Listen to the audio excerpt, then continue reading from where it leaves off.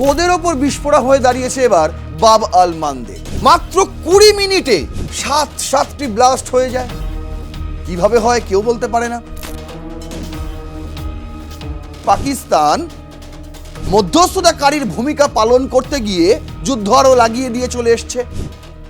এবার বাংলাদেশ, তারেক রহমানের বাংলাদেশও সেই আগুনে ঘি ঢালার সমস্ত বন্দোবস্ত সেরে ফেলেছে।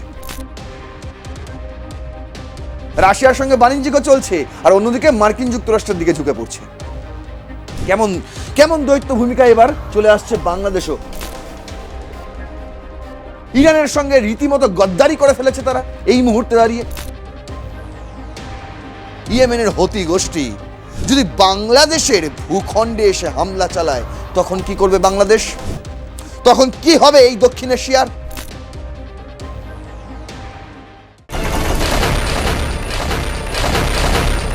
হরমুজ ডিল ভেরি প্রিটি সুন। ডোনাল্ড ট্রাম্পের এই বক্তব্যের পর তার দেওয়া মেয়াদকালও ফুরিয়ে গেল। তারপরেও হরমুজ ডিল বাস্তবায়িত হলো না। ইরান বলছে হরমুজ প্রণালী আমরা পুরোপুরি খুলতে পারবো না, যতই ওমানের সঙ্গে বোঝাপড়া হোক না কেন। কোন রুট কে নিয়ন্ত্রণ করবে, এই নিয়ে দীর্ঘদিন ধরে চলছে ওমানের সঙ্গে ইরানের আলোচনায় নেই মার্কিন যুক্তরাষ্ট্র। কিন্তু ডোনাল্ড ট্রাম্প দাবি করেছেন যে খুব তাড়াতাড়ি হরমুজ প্রণালী খুলতে চলেছে, আর সেটা হবে 7ই জুলাইয়ের মধ্যে। প্রথমত তিনি বলেছিলেন 5 কিংবা 6-এর মধ্যেই হয়ে যাবে। পরবর্তীকালে তিনি 7ই জুলাইটাকেও উল্লেখ করেন। সেটাও পেরিয়ে গেল, তারপরেও কিছু হলো না। আর গোদের ওপর বিস্ফোরক হয়ে দাঁড়িয়েছে এবার বাব আল মানদেব। ছিল এক হরমুজ প্রণালী, সেটা তো খুলছেই না, বরং নতুন করে বন্ধ হয়ে গেল রেড সির এই নতুন একটি স্ট্রেট। আর সেই স্ট্রেট খোলার জন্য সৌদি আরব একটা কোয়ালিশন করছে। আর সেই কোয়ালিশনে এমন দেশ যোগ দিয়েছে, বিশেষ করে দক্ষিণ এশিয়ার। তাতে করে এই পশ্চিম এশিয়ার যুদ্ধর আগুন এবার না দক্ষিণ এশিয়ায় ঢুকে পড়ে। সেই আতঙ্কের দিন প্রহর গোনা হচ্ছে। কেন বলছি আমি এত কথা? কি কারণে?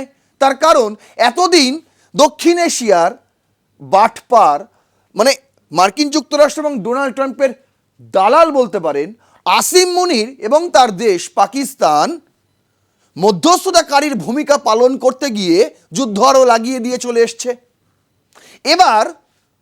এবার বাংলাদেশ, তারেক রহমানের বাংলাদেশও সেই আগুনে ঘি ঢালার সমস্ত বন্দোবস্ত সেরে ফেলেছে। চলুন কথা না বাড়িয়ে শুরু করছি রণক্ষেত্র। আপনাদের সঙ্গে রয়েছে আমি নারায়ণ। আজ আমাদের হেডলাইন যে আফটার পাকিস্তান, এই দক্ষিণ এশিয়ায় এবার বাংলাদেশ জয়েন্স ইরান ওয়ার। আপনারা ভাবছেন কিভাবে বাংলাদেশ ইরান ওয়ারে যুক্ত হয়ে গেল? আগে হয়েছে মশাই। এখন যদি আপনারা টের না পান, আগামী দিনে আপনাদের জন্য ভয়ঙ্কর দিন আসতে চলেছে। তাই এই ভিডিওটি শেষ পর্যন্ত দেখবেন, স্কিপ করবেন না। দেখুন, প্রথম স্লাইডেই আমি রেখেছি এই মুহূর্তে মার্কিন যুক্তরাষ্ট্রের সেই দুরবস্থা।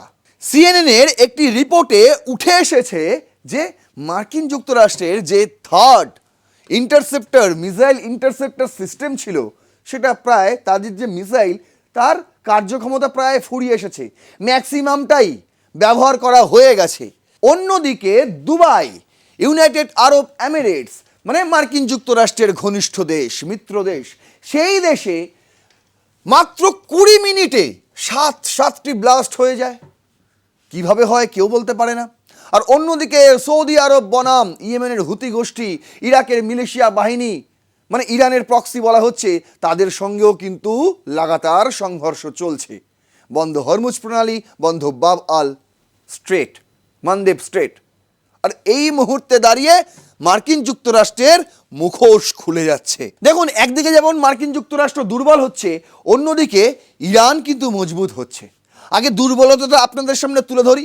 বলছে US third arsenal nearly 80% depleted as Iran talks progress. যখন ইরানের সঙ্গে হরমুজ প্রণালী খোলা নিয়ে এত আলোচনা চলছে, ঠিক সেই সময় সিএনএনের একটি রিপোর্টে উঠে এসছে যে ইউএস থার্ড আর্সেনাল প্রায় 80%ই নাকি ডিপ্লেটেড হয়ে গেছে। The US military has used nearby 80% of its terminal high altitude area defence, যাকে থার্ড বলা হয় সংক্ষেপে, interceptor since the start of the war with Iran. Senior military commanders have warned that Pentagon munition stocks are dangerously low. ফুরি এসছে মশাই, আর missile নেই intercept করার মতন মার্কিন যুক্তরাষ্ট্রের কাছে, যেগুলো এতদিন সৌদি আরব, আরব এমিরেটস এবং কুয়েত জর্ডানের মতন দেশগুলোতে মোতায়েন ছিল, সেগুলো প্রায় ভান্ডার শূন্য, 80%ই ফুরিয়ে গেছে। According to a CNN report citing two sources familiar with the latest inventory figures, the US has used nearly 4/5 of the third missile inventory compared with pre-war levels. বুঝতে পারছেন, 4/5 ব্যবহার হয়ে গেছে। কখন? Pre-war লেভেলেই। Along with roughly half of its Patriot intercept, the depletions of the third stockpile has not previously been reported. The Center for Strategic and International Studies estimated that the US had around 2,200 Patriots and 452 third missile before the war. বুঝতে পারছেন, সবই খতম, সবই খতম। এমন সময় দাঁড়িয়ে দুবাইয়ে মাত্র 20 মিনিটে 7টি ব্লাস্ট হয়ে যাচ্ছে। এই ব্লাস্ট কি করে হচ্ছে? বলছে এক্সপ্লোজ হয়েছিল, এক্সপ্লোশন হয়েছিল কোথায়? দুবাইয়ের জেবেল আলী ইন্ডাস্ট্রিয়াল এরিয়াতে। ভিডিও ইতিমধ্যেই সোশ্যাল মিডিয়ায় ভাইরাল, যেখানে ধোঁয়া দেখা যাচ্ছে এবং আগুনও দেখা যাচ্ছে। Emirati officials, Iran's Mehr News Agency reported that at least 7 blasts occurred in 20 minutes. ইরানের মেহের নিউজ এবং এমিরাতি অফিসিয়ালস, তারা দুটো পক্ষই কিন্তু এটা কনফার্ম করছে যে 20 মিনিটের মধ্যেই এরকম 7টি ব্লাস্ট হয়েছিল। According to the report, 2 people have been arrested for filming the incident. ভাবুন, বোমা পড়ছে, বিস্ফোরণ হচ্ছে, যারা বিস্ফোরণ ঘটাচ্ছে তাদেরকে খুঁজে পাওয়া যাচ্ছে না, অথচ সেই বিস্ফোরণের ছবি তোলার দায়ে দুজনকে অ্যারেস্ট করা হচ্ছে। এই চলছে এখন আমিরাতে। It is not yet clear whether the incident was the result of attack or an industrial accident. এটা দুর্ঘটনা না যুদ্ধের হামলা, সেটাও কেউ বুঝতে পারছে না। আর অন্যদিকে NASA terminal imagery report cited by Mehr meanwhile indicated a fire erupted a warehouse adjacent and to the port was used for fuel storage and transfer. কিন্তু যে জায়গায় এই বিস্ফোরণগুলি হয়েছে সেটা কিন্তু খুব গুরুত্বপূর্ণ জায়গা আরব এমিরেটসের জন্য, যেখানে ফুয়েল স্টোরেজ করা হয় এবং ট্রান্সফার করা হয় এই জায়গা থেকেই। কোথায়? জবেল আলী ইন্ডাস্ট্রিয়াল এরিয়া। ভাবুন, কেউ বলতে পারছে না এই হামলা কে করেছে, বুঝতে পারছেন? আর ইরানও কিন্তু দায় স্বীকার করছে না। আর অন্যদিকে যখন এই ধরনের ইন্টারসেপ্টর কমে আসছে, মিসাইল প্রায় নেই, হামলা ঠেকানোর সক্ষমতা কমে আসছে মার্কিন যুক্তরাষ্ট্রের, ঠিক সেই মুহূর্তে দাঁড়িয়ে ইরানকে আবার সাহায্যের হাত বাড়িয়ে দিচ্ছে চায়না। আগে চায়না এবারও স্বীকার করেনি, তারা তো স্বীকার করে না, কিন্তু রয়টার্স একটি এক্সক্লুসিভ খবর ছেপেছে গত 29শে জুলাই, যেখানে তারা দাবি করছে হেডলাইনে, Iran to get Chinese shoulder launched missile system in weeks, sources say. এই সপ্তাহের মধ্যেই কিন্তু ইরানে পৌঁছে যাচ্ছে চায়নার কাঁধে রাখা যায় এরকম মিসাইল সিস্টেম। এই হচ্ছে সেই ছবি, দেখতে পাচ্ছেন। আপনি হামলা চালাবেন, রকেট আসছে, রকেট আসুক, সেই রকেটকে দেখে কাঁধ থেকে ইন্টারসেপ্ট মিসাইল কিন্তু ছোড়া যায়। এরকমই সিস্টেম এবার চায়না পাঠাচ্ছে ইরানকে। আমি বলছি না, রয়টার্সের এটা এক্সক্লুসিভ খবর। কি বলছে? Iran is expected to receive within weeks A first shipment out of the 400 Chinese made soldier fired air defense missile launchers. 3 sources familiar with the deal told Reuters as it reveals its defense and amid war with the United States. China অস্বীকার করছে, তার পররাষ্ট্র মন্ত্রণালয় কিন্তু অস্বীকার করছে, অথচ Reuters বলছে তিনটি সোর্স কিন্তু এই খবর নিশ্চিত করছে।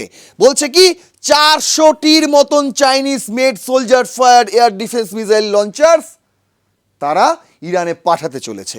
The purchase valued at the $60 to $17 million is one of Tehran's largest known efforts to strengthen its short-range air defense since the outbreak of its war with the US and Israel, which exposed gaps in Iran's ability to protect military sites and strategic infrastructure.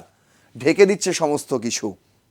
আর ইরানকে শক্তিশালী করে দেওয়া হবে এরপর থেকে। যখন মার্কিন যুক্তরাষ্ট্রের ইন্টারসেপ্টের ক্ষমতা কমে যাচ্ছে তখন ইরানের কিন্তু বেড়ে যাচ্ছে, বুঝতে হবে বিষয়টা। আর এমন জায়গায় দাঁড়িয়ে বাংলাদেশ গণ্যমূর্খ একটি সরকার চলছে সেখানে, সেই দেশ দাঁড়াচ্ছে গিয়ে মার্কিন যুক্তরাষ্ট্রের পাশে। ভেবে দেখুন, ইরানের সঙ্গে রীতিমতো গদ্দারি করে ফেলেছে তারা এই মুহূর্তে দাঁড়িয়ে। আপনার পুজো পৌঁছে যাক বিশ্বের দরবারে। প্রতি বছরের মতো এবারও আর+ নিউজ নিয়ে এলো শারদাঞ্জলির সেরা সম্মান 2026। অংশ নিতে সকাল 10টা থেকে সন্ধে 6টার মধ্যে সরাসরি যোগাযোগ করুন আমাদের অফিসে অথবা কল করুন 9836323248 এই নম্বরে। শারদাঞ্জলি শুধুমাত্র আর+ নিউজে। The contract covers the purchase of between 300 and 400 man portable air defense system, যেটাকে ম্যানপ্যাডস বলা হয়, including Chinese made QW-12 and FN-16 missile, the sources set. এই মিসাইলগুলো রয়েছে সেখানে যে 300 থেকে 400টার মধ্যে এই ম্যানপ্যাডসগুলো যাবে। কিন্তু বিষয়টা এখানে নয়, বিষয়টা হয়েছে যে চায়না থেকে এই মালগুলো যাবে, সেটা যাবে হচ্ছে পাকিস্তান হয়ে। ভেবে দেখুন, পাকিস্তান মধ্যস্থতাকারী, ইরান মার্কিন যুক্তরাষ্ট্রের মধ্যে মধ্যস্থতাকারী হচ্ছে পাকিস্তান। একটা ভূমিকা, আরও একটা ভূমিকা বলছি, তিনি সৌদি আরবকেও সাহায্য করছে এই পাকিস্তানের আসিম মনির, কুয়েতকেও তারা সামরিক সাহায্য করছে। আবার পাকিস্তান এখন বাংলাদেশের ভাই হয়ে গেছে, সেখানে জঙ্গি সাপ্লাই করছে। আবার এই পাকিস্তানের মাধ্যমেই চায়না থেকে মিসাইল সিস্টেম যাবে ইরানে।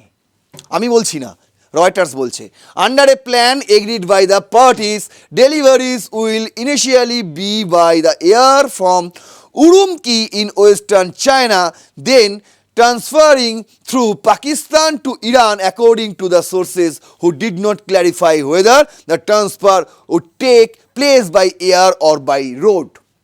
হতে পারে ওপর দিয়ে, মানে আকাশপথে, কিংবা রাস্তা দিয়ে, কিন্তু ব্যবহার হবে পাকিস্তানের ভূমি অথবা আকাশপথ। কিন্তু মিডল ইস্ট মনিটরে একটি হেডলাইন করা হয়েছে যেখানে বলা হয়েছে যে পাকিস্তানের সরকার rejects claim it will provide transit for Chinese missile shipment of Iran. তারা কিন্তু অস্বীকার করেছে যে আমরা এই ধরনের কোনো রকম সাহায্য করছি না, যে চীনের মিসাইল সিস্টেম ইরানে পাঠানোর জন্য আমাদের ভূমি ব্যবহার হচ্ছে না। ভেবে দেখুন একবার, ভেবে দেখুন, সবটাই কিন্তু তারা জানে।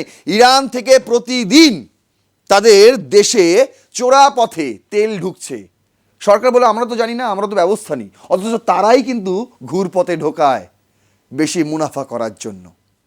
আবার এখানেও সেম, এখানেও সেম। ভেবে দেখুন, আরে স্পষ্ট বোঝা যাচ্ছে পাকিস্তান মার্কিন যুক্তরাষ্ট্রের দালালি করছে, কিন্তু তারপরেও ইরান পাকিস্তানকে বিশ্বাস করছে। কেন?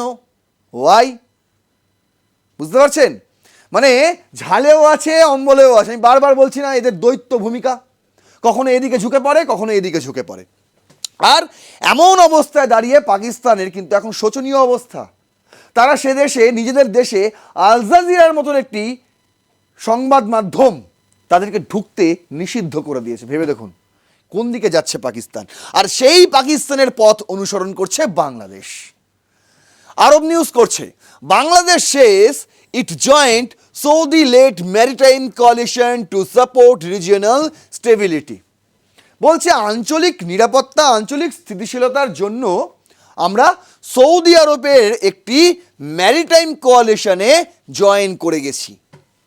সৌদি আরব, সেই সৌদি আরব, যেই সৌদি আরবের যুবরাজকে ডোনাল্ড ট্রাম্প প্রকাশ্যে গালমন্দ করেন, আবার সেই সৌদি আরবকে মার্কিন যুক্তরাষ্ট্র ডোনাল্ড ট্রাম্প বলেন যে তোমরা পরমাণু কার্যক্রম শুরু করো, আমরা সাহায্য করব। বুঝতে পারছেন? সেই সৌদি আরব, যেই সৌদি আরবের সঙ্গে এখন ইয়েমেনের হুতি গোষ্ঠীর ব্যাপক সংঘর্ষ চলছে, কি নিয়ে? ওই বাব আল মানদেব স্ট্রেট নিয়ে। আর সেই স্ট্রেট খোলার জন্য সৌদি আরব একটি ম্যারিটাইম কোয়ালিশন করেছে, সেই কোয়ালিশন এবার ঝাঁপ দিয়েছে ঢাকাও। দেখুন কি বলছে, বলছে Bangladesh joined the Saudi led maritime coalition to support efforts in maintaining regional peace and stability its states minister for foreign affairs told Arab News on Saturday after the kingdom announced formation of the international alliance the multinational maritime defence alliance. এটা হচ্ছে পুরো নাম, multinational maritime defence alliance. এই অ্যালায়েন্সটার নাম was established on Thursday following an international meeting hosted by the Saudi Ministry of Defense in Riyadh with the support of 14 countries including Bangladesh, Kuwait, Bahrain, Pakistan, Turkey and Jordan. ভেবে দেখুন, 14টি country রয়েছে, 14টি দেশ এখন এই মুহূর্তে এই অ্যালায়েন্সে যোগদান করেছে। তাদের মধ্যে গুরুত্বপূর্ণ নামগুলো হচ্ছে বাংলাদেশ, কুয়েতের স্বার্থ রয়েছে, বাহারিনের স্বার্থ রয়েছে, আর পাকিস্তানের পকেট ভরানোর স্বার্থ রয়েছে, আর টার্কি, জর্ডানের তাদেরও নিজস্ব স্বার্থ রয়েছে। তুরস্কের পুরো বিষয়টাকে মানে পুরো অ্যালায়েন্সটাকে যদি একটি ইসলামিক অ্যালায়েন্স তৈরি করে দেওয়া যায়, সেদিকে কিন্তু টার্কিও কিন্তু চালিয়ে যাচ্ছে, তাদের নিরলস পরিশ্রম করে যাচ্ছে। আর বাংলাদেশ এই কোয়ালিশনে ঝাঁপ দিয়েছে। তাদের বাব আল মানদেব স্ট্রেট খোলা রাখা দরকার, তাদের মনে হয়েছে, না হলে সৌদির তেল তারা পাচ্ছে না। এদিকে হরমুজ প্রণালীর জন্য ইরানের তেলও তারা পাচ্ছে না, এবং ওই দিক থেকে যে তেলগুলো আসে সেগুলো তারা পাচ্ছে না। বুঝতে পারছেন? এই অবস্থা দাঁড়িয়ে বাংলাদেশ এখন কী করবে, কোন দিকে যাবে না বুঝতে পেরে তারা সৌদির এই কোয়ালিশনে ঝাঁপ দিয়েছেই বলতে পারেন। It is aimed at protecting freedom of navigation, secure international trade routes and safeguard energy supply lines across key waterways, namely the Bab al-Mandeb Strait, the Red Sea and the Gulf of Aden.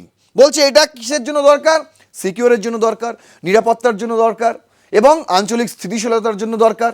আরে Hormuz প্রণালীও তো বন্ধ রয়েছে, সেখানেও তো আঞ্চলিক স্থিতিশীলতায় বাধা হয়ে দাঁড়াচ্ছে মার্কিন যুক্তরাষ্ট্র।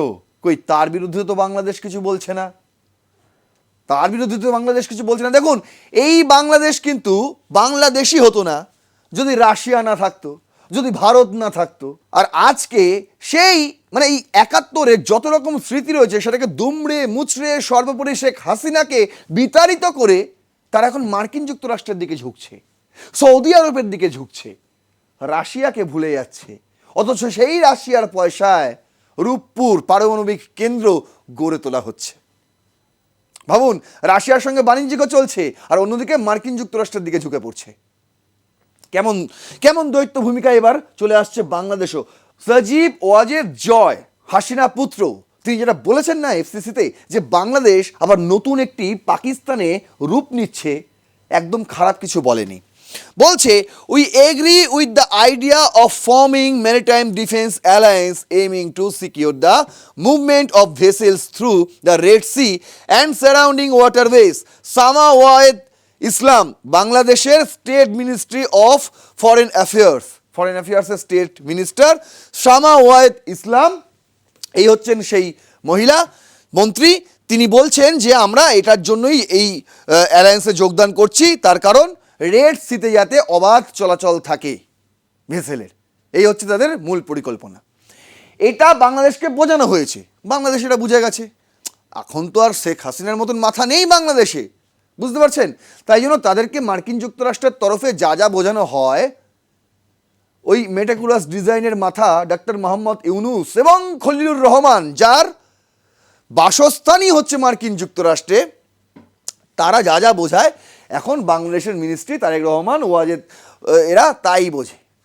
এই সামা ওয়াহেদ ইসলাম এরা তাই বোঝে এবং সেটাই বলে। অন্যদিকে সৌদি আরব কি প্ল্যান করছে?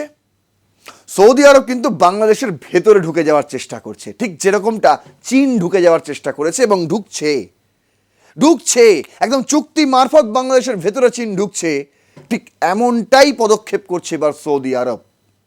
বাংলাদেশ থেকে সস্তায় শ্রমিক নিয়ে চলে যাবে, উল্টে বাণিজ্য শুরু করে দেবে, দেখাবে বাংলাদেশকে, দেখুন আমরা আপনাদের জন্য কত ভাবিত। অথচ ভেতর থেকে ফোবলা করবে এই মার্কিন যুক্তরাষ্ট্রের সৌদি আরব, আমি এটা কথা দিয়ে বলে দিচ্ছি। তা না হলে একটা ম্যারিটাইম কোয়ালিশন অ্যালায়েন্সে যোগদানের পরপরই সৌদি আরব বলছে যে আমরা looks beyond manpower, eyes investment in energy, IT, fisheries, বাংলাদেশের এনার্জি, আইটি, ফিশারিজ এই সমস্ত কিছুতে এবার সৌদি আরব ইনভেস্টমেন্ট করতে চলেছে। ভাবুন কত ভালো কথা না? কিন্তু না, দেখুন গল্প রয়েছে, এখানেও অনেক গল্প রয়েছে। কিরকম বলছে, the kingdom of Saudi Arabia has express strong interest in broadening its engagement with Bangladesh beyond the traditional manpower sector with investment opportunities in fisheries, food, energy, renewable energy, information technology and artificial intelligence। কি রইল আর বাদ? সমস্তটাই তো তাহলে Saudi আরব তথা মার্কিন যুক্তরাষ্ট্র নিয়ন্ত্রিত হয়ে যাবে বাংলাদেশে।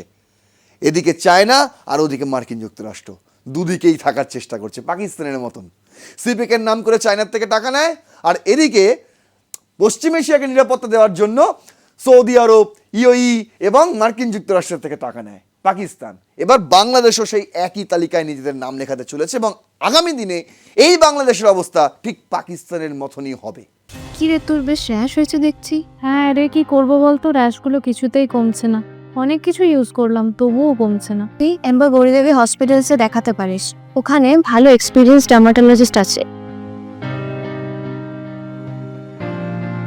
গৌরী দেবী হসপিটাল, রাজবাঁধ, দুর্গাপুর। যোগাযোগ 8001003333, 8001113333। দেখুন তার কারণ কি? তার কারণ হচ্ছে বেশ কয়েকটা ঝুঁকি অবশ্যই রয়েছে। সেই ঝুঁকিগুলো আমি আপনাদের সামনে তুলে ধরেছি 4টি পয়েন্টের মাধ্যমে। প্রথম ঝুঁকি, ভূ রাজনৈতিক পক্ষপাতিত্বের ঝুঁকি। বাংলাদেশ সৌদি নেতৃত্বাধীন মাল্টি ন্যাশনাল ম্যারিটাইম ডিফেন্স অ্যালায়েন্সে যোগ দিয়েছে, যেটা লোহিত সাগর বাব আল মানদেব সুরক্ষার জন্য। এতে ইরান বা হুতিদের দৃষ্টিতে বাংলাদেশ সৌদি মার্কিন শিবিরের অংশ হিসেবে দেখা হতে পারে। মানে ইরান কিন্তু বাংলাদেশকে এবার টেরা চোখে দেখতে পারে, অলরেডি দেখতে শুরু করে দিয়েছে। ইরানের সঙ্গে সম্পর্ক ক্ষতিগ্রস্ত হতে পারে এবং হচ্ছে। ইরান হরমুজ প্রণালী নিয়ন্ত্রণ করে এবং বাংলাদেশের জ্বালানি আমদানির ওপর পরোক্ষ প্রভাব ফেলতে পারে। তোমরা বাব আল মানদেব স্ট্রেট খুলতে চাও না? ঠিক আছে, ওখান থেকেই তোমাদের সমস্ত তেল নিয়ে নাও, জ্বালানি নিয়ে নাও, হরমুজ প্রণালী তোমরা ব্যবহার করো না। ইরান তো এই পদক্ষেপও করতে পারে না বাংলাদেশের বিরুদ্ধে। বলছে চীন, যেটা ইরানের ঘনিষ্ঠ দেশ এই মুহূর্তে এবং বাংলাদেশে বড় বিনিয়োগকারী, সেই চীনের বিপরীত মেরুতে অবস্থানকারী মার্কিন যুক্তরাষ্ট্রের সৌদির ঘনিষ্ঠতা চীনের সঙ্গে ভারসাম্য অবশ্যই নষ্ট হতে পারে। বুঝতে পারছেন কিরকম দু নৌকায় পা দিয়ে চলার ফল ভুগতে হবে আগামী দিনে বাংলাদেশকে। 2 নম্বর হচ্ছে অর্থনৈতিক নির্ভরতা ও ধাক্কা। সৌদি আরব বাংলাদেশের সবচেয়ে বড় রেমিটেন্স উৎস, মানে বাংলাদেশে ম্যাক্সিমাম শ্রমিক সৌদি আরবেই যায় এবং সেখান থেকে রেমিটেন্স আসে। যুদ্ধে সৌদি অর্থনীতি বা শ্রমবাজার ক্ষতিগ্রস্ত হলে রেমিটেন্স কমে যেতে পারে, এইটা বাংলাদেশ সরকারকে চিন্তায় ফেলে দিয়েছে, সেই জন্য তারা সৌদির সঙ্গে গেছে। কিন্তু জ্বালানি ও সার আমদানিতে সৌদির উপর নির্ভরতা বাড়লে, হরমুজ বা লোহিত সাগর বন্ধ হলে বাংলাদেশের জ্বালানি সংকট, মূল্যস্ফীতি এবং শিল্প উৎপাদন ব্যাহত হতে পারে। তারেক সরকার বলছে আমরা তো ভিন্ন পথে গ্যাস নিয়ে আসছি মালয়েশিয়ার থেকে, তো সে সফরও করেছে, তার পরবর্তীতেও মালয়েশিয়া গ্যাস পাঠাচ্ছে না, প্রতিদিন ফোন করতে হয় তারেক রহমানকে। বলছে সৌদি বিনিয়োগ আকর্ষণের চেষ্টা ইতিবাচক, কিন্তু যুদ্ধকালীন অস্থিরতা বিনিয়োগ স্থবির হতে পারে অত্যন্ত। এবার দক্ষিণ এশিয়ার আঞ্চলিক প্রভাব কি হতে পারে? ভারতেরও কিন্তু একটা চিন্তার বিষয় রয়েছে, উদ্বেগের বিষয় রয়েছে। কি সেটা? বলছে ভারতও সৌদির সঙ্গে ঘনিষ্ঠ, কিন্তু ইরানের সঙ্গেও তেল বাণিজ্য রাখে। বাংলাদেশের সৌদি ঝোঁক ভারতের সঙ্গে কূটনৈতিক ভারসাম্যে সামান্য চাপ সৃষ্টি করতে পারে। আর অন্যদিকে পাকিস্তান ইতিমধ্যে সৌদির সঙ্গে পারস্পরিক প্রতিরক্ষা চুক্তি করেছে এবং সেনা মোতায়েন করেছে। বাংলাদেশের সৌদি ঘনিষ্ঠতা পাকিস্তান বাংলাদেশ সম্পর্কে নতুন মাত্রা যোগ করতে পারে, করুক, কোন যায় আসে না, চলে চলে মাস্তুতো ভাই। কিন্তু ভারত পাকিস্তান উত্তেজনায় এটি জটিলতা বাড়াতে পারে। সামগ্রিকভাবে দক্ষিণ এশিয়ার দেশগুলো বিশেষ করে জ্বালানি আমদানিকারক যুদ্ধের ধাক্কায় একই রকম ঝুঁকিতে রয়েছে। বাংলাদেশের এই একতরফা সৌদি দিকে ঝুঁকে পড়া আঞ্চলিক সমন্বয় কমিয়ে দিতে পারে। বুঝতে পারছেন? মানে পুরো কিন্তু তির্যক দৃষ্টিতে দক্ষিণ এশিয়ার দিকে তাকাতে পারে তেল রপ্তানিকারক দেশগুলি। এর মধ্যে রাশিয়াও কিন্তু রয়েছে, ভুলে যাবেন না। মার্কিন যুক্তরাষ্ট্রের ঘনিষ্ঠ হওয়া মানে রাশিয়ার থেকেও কিন্তু দূরে সরে যাওয়া। আর রাশিয়ায় কিন্তু আপনাদের রূপপুর পারমাণবিক কেন্দ্রটি চালাচ্ছে, এটাও ভুলে যাবেন না। এবং সেইটা এবার ভারতীয় মুদ্রায় সমস্ত বাণিজ্য হবে, সমস্ত কিছু রাশিয়ার সঙ্গে বাংলাদেশের। এই বিষয়টা আপনাদের একটি এপিসোডে বোঝাবো। তার আগে 4 নম্বরটা বলে দিই। বলছে সামুদ্রিক জোটে অংশগ্রহণ প্রতীকী হলেও মিশন ক্রিপ ধাপে ধাপে যুদ্ধে জড়িয়ে পড়াও হতে পারে। ভেবে দেখুন, এখন যদি আমি বলছি না যে এরকমটা হয়, কিন্তু যদি এমনটা হয়, ইয়েমেনের হতি গোষ্ঠী যদি বাংলাদেশের ভূখণ্ডে এসে হামলা চালায়, তখন কি করবে বাংলাদেশ? তখন কি হবে এই দক্ষিণ এশিয়ার? তখন তো সেই ভারতকেই আবার জড়াতে হবে মশাই। কেন যেচে পড়ে বিপদ ডেকে নিয়ে আসেন ঘরে, ভগবান জানে। বলছে ইরান বা তার মিত্রদের পাল্টা পদক্ষেপের বাংলাদেশি জাহাজ ও কর্মীরা ঝুঁকিতে পড়তে পারে। বুঝতে পারছেন কতটা ক্ষতি আপনাদের আগামী দিনে ওয়েট করছে? মানে ওই ছিপের টোপ দিয়ে মাছ তুলে নেওয়া বলে না, ঠিক তেমনটাই ব্যবহার করছে বাংলাদেশ, ওই মাছের মতন। তাদেরকে টোপ দেওয়া হয়েছে, তারা ঠিক টোপটা খেয়ে নিয়েছে। এবার বুঝতে হবে, আগামী দিনে বুঝতে হবে কোন দিকে যায় এই অবস্থা। ইরান মধ্যপ্রাচ্য যুদ্ধ কিন্তু এখনই শেষ হওয়ার কোনো নামগন্ধ নিচ্ছে না। ইরান ওমানের সঙ্গে কথা আলোচনা হয়েই চলেছে, কখন থামবে, কখন হরমুজ প্রণালী খুলবে, তার ওপর এই বাব আল মানদেব স্টেট, সব মিলিয়ে এখন ঘেটে ঘ। আর এই ঘেটে ঘয়ের মধ্যেই ঝাঁপ দিয়ে ফেলেছে বাংলাদেশও পাকিস্তানের দেখানো পথে। জানি না আগামী দিন কতটা খারাপ হতে চলেছে এই বাংলাদেশের জন্য। এই ভিডিওটি ইনফরমেটিভ লাগলে অবশ্যই শেয়ার করবেন, আরও 5 জনকে দেখার সুযোগ করে দেবেন। আপনাদের মূল্যবান বক্তব্য অবশ্যই কমেন্ট বক্সে লিখবেন। আদৌ কি বাংলাদেশ এই সিদ্ধান্ত নিয়ে ঠিক করেছে? লাইক করবেন ভিডিওটি, সাবস্ক্রাইব করবেন আর প্লাস নিউজ 24x7 দেখতে থাকুন রণক্ষেত্র। জয় হিন্দ, বন্দে মাতরম।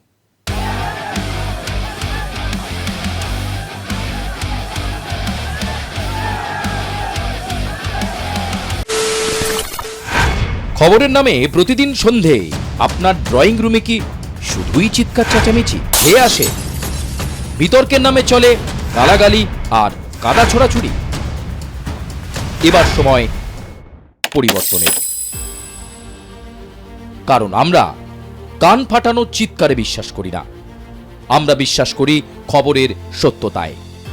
আমরা কোনো পক্ষের হয়ে গলা ফাটাই না, আমরা সাধারণ মানুষের হয়ে প্রশ্ন তুলি।